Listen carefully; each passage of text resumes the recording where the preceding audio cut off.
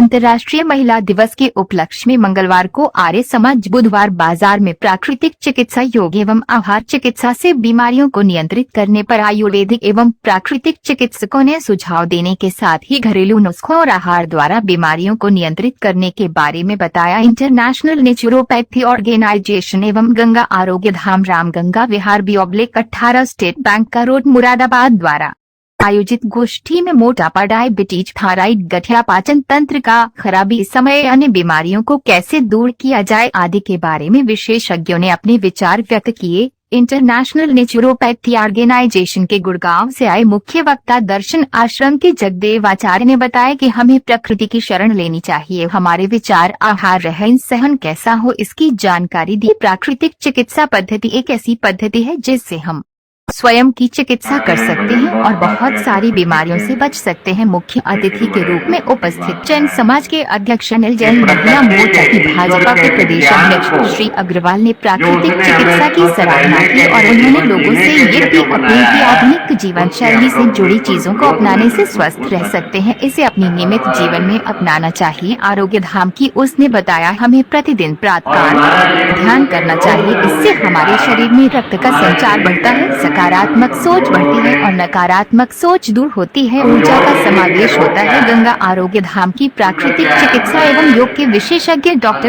अभी प्रवीण ने बताया कि आज की भागदौड़ से भरी जिंदगी में छोटे छोटे बदलाव करके हम मोटापा कम कर सकते हैं, डायबिटीज, गठिया व पाचन तंत्र की गड़बड़ी को कंट्रोल कर सकते हैं। कार्यक्रम का शुभारंभ मां गायत्री देवी एवं गौ माता के समक्ष दीप प्रज्वलन कर किया गया। इस अवसर पर इंटरनेशनल नेचुरोपैथी ऑर्गेनाइजेशन के गुड़गांव से आए मुख्य वक्ता दर्शन आश्रम जगदेव आचार्य जी के साथ साथ जैन समाज के अध्यक्ष अनिल जैन, महिला जैन समाज की अध्यक्ष नीलम जैन, बेटी बचाओ बेटी पढ़ाओ कार्यक्रम संयोजिका प्रिया अग्रवाल का फूल माला पहनाकर और मोमेंटो देकर स्वागत किया गया। कार्यक्रम का संचालन एकता जैन एवं शालिनी जैन ने किया। कार्यक्रम में नीलम जैन, गीता सिंह, शैलेंद्र सिंह, अनिल खन्ना, दीपक खन्ना, पी सैनी, आशीष सक्सेना, जमीर अहमद, सुबेरो, निशा, पूनम पत्याल, कपिल नारंग गुप्ता, शिखा जैन, पूनम चौहान, ज्योति बंसल, भावना शरण, प्रमोद कुमार राणा, मोना गुप्ता, शिवानी सिंह, स्वाति शर्मा, सीमा जयंती जैन, राखी वर्मा, शबनम खान आदि सहित बड़ी संख्या में आरोग्य धाम प्राकृतिक चिकित्सा एवं योग से जुड़े पदाधिकारी एवं सदस्य उपस्थित थे। दवाई खानी है, बिना दवाई के हम स्वस्थ नहीं हो सकते, ऐसा जो एक प्रभाव पड़ गया, चारों माहौल ऐसा बन चुका है।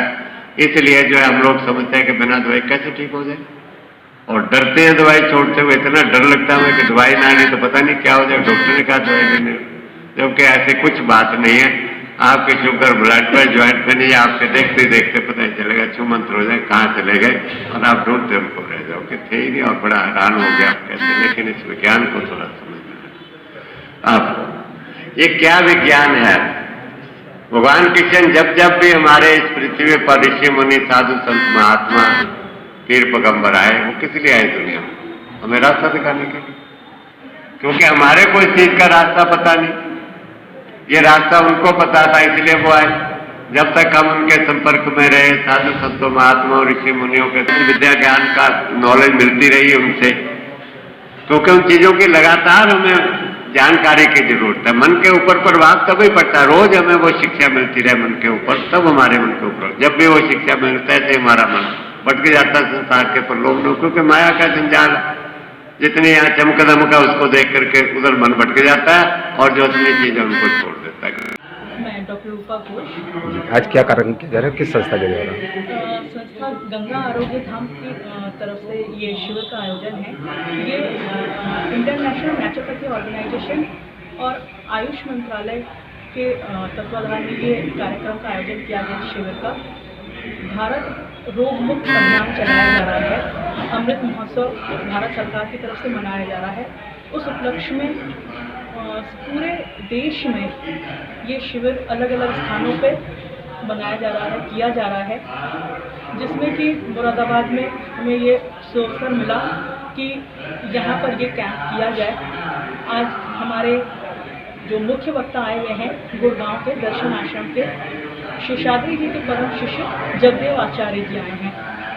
हमारा यही सपना है, इच्छा है कि सबसे पहले हमारे मुरादाबाद से हम स्टार्ट करें कि मुरादाबाद में जितने लोगों को हो सके प्राकृतिक चिकित्सा और योग के शरण में लेकर के आए, क्योंकि आजकल देखिए इतने भयानक भयानक रोग आ रहे हैं। अभी आपने कोरोना काल में देखा, एलोपैथी सभी होम्योपैथी सभी जो है फेल हो गई, सबको प्राकृतिक चिकित्सा के ही शरण में आना पड़ा।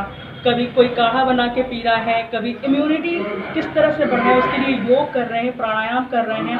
तो ये जो अभियान चल रहा है पूरा, ये रोग मुक्त भारत बनाने का, उसी के उपलक्ष्य में ये शिविर का आयोजन आज यहाँ पे किया गया है। क्या कहना चाहेंगे महानगर की जनता से आप?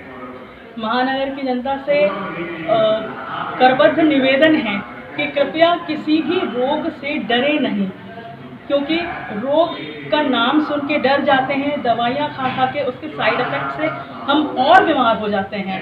बल्कि रोग अगर हमारे शरीर में ही उत्पन्न हो रहा है तो हमारे शरीर में इतनी ताकत है कि ये स्वयं इसे जो है रोग मुक्त कर सकता है।